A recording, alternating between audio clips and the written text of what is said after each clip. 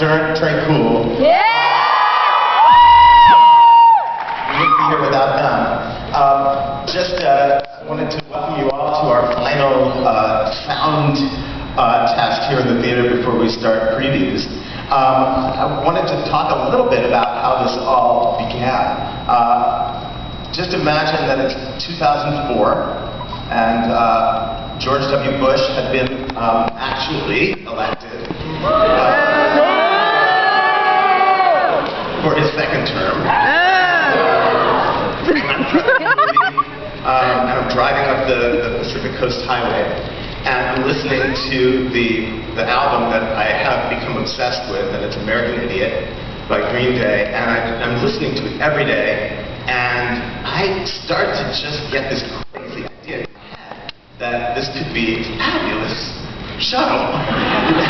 And I heard in it almost like the voice of a generation of young Americans who were looking around themselves at that moment in time and feeling like this doesn't make sense, and also feeling like maybe they might actually be able to rethink their lives and not necessarily just follow what's being told to them by all of the idiot boxes all over, you know, their apartments and their computer screens and their handheld devices, and that maybe they could actually start thinking for themselves if they have some kind of an experience of life. And it occurred to me that that's a classic musical theater journey. You know, it's a coming-of-age story. So that's cooking in my head. This is 2004. Cut to several years later, and I'm at Bar Centrale, which is this really, you know, chic little theater hangout after a performance of Spring Awakening.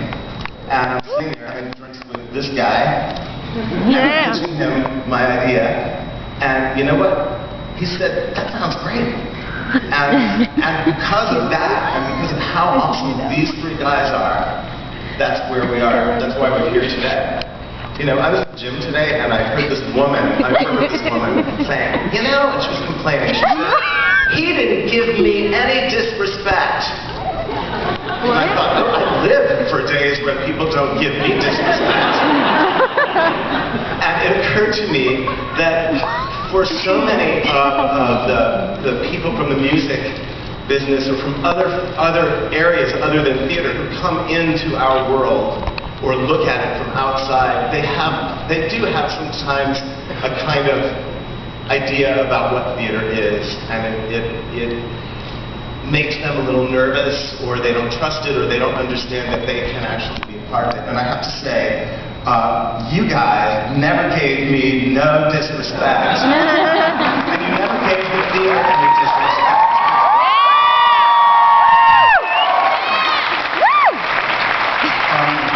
So that's what I have to say. I mean, you take it now.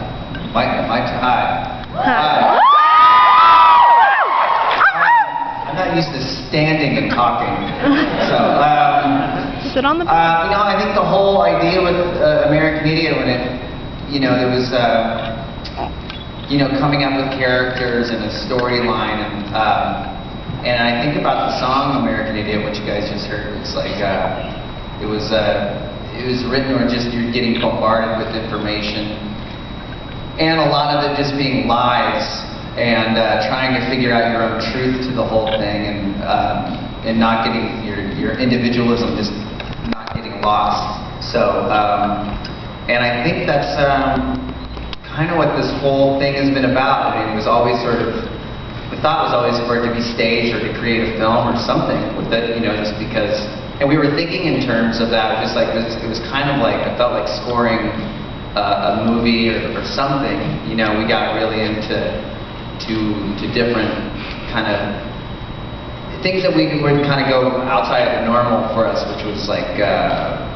you know, we got, well, except for Tommy, or you know, we got into like Rocky Horror, and we got into listening to different things about, you know, like what's going on with West Side Story. I mean, I think I even like downloaded like some things like Ethel Merman sang or something. Totally different approach, you know. It's like, and I don't know. And then now, like coming into this, and seeing the energy that, you know, all the actors and everybody else has been involved with, and it kind of reminds me of the first times that we ever really got into being around creative people on the punk rock scene at Gilman Street and things like that, because it was just the energy. You just want to be around it. There's just so many creative people, and I think all of these people here are the most talented people I've ever seen in my life, and probably I'll ever see in my lifetime. It's because they're truly devoted to the craft and just trying to be a star.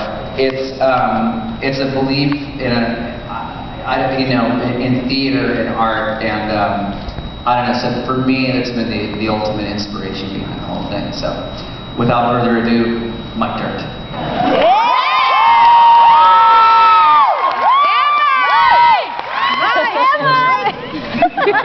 I just think it's been an amazing, collaborative, but inspiring, especially this juncture of our career. It's been very inspiring to us to see people, all the artists involved, whether it's Stephen Hawking, the dance,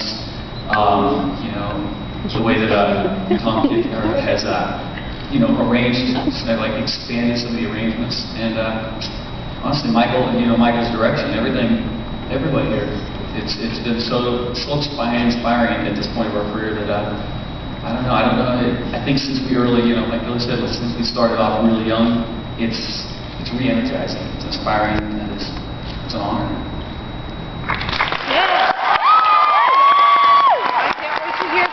I'm just gonna kiss the cast's ass again. They're so damn talented and pretty darn good looking, and they work so fucking hard.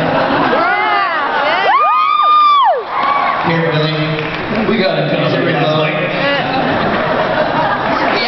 played on Broadway. It opens 4/20. I'm really proud of them. Thanks for all coming. There's room for 3 in here.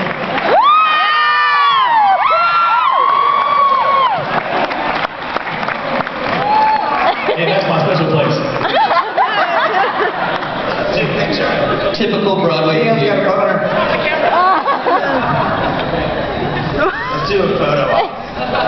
Yes, say cheese. Cheese. Come on.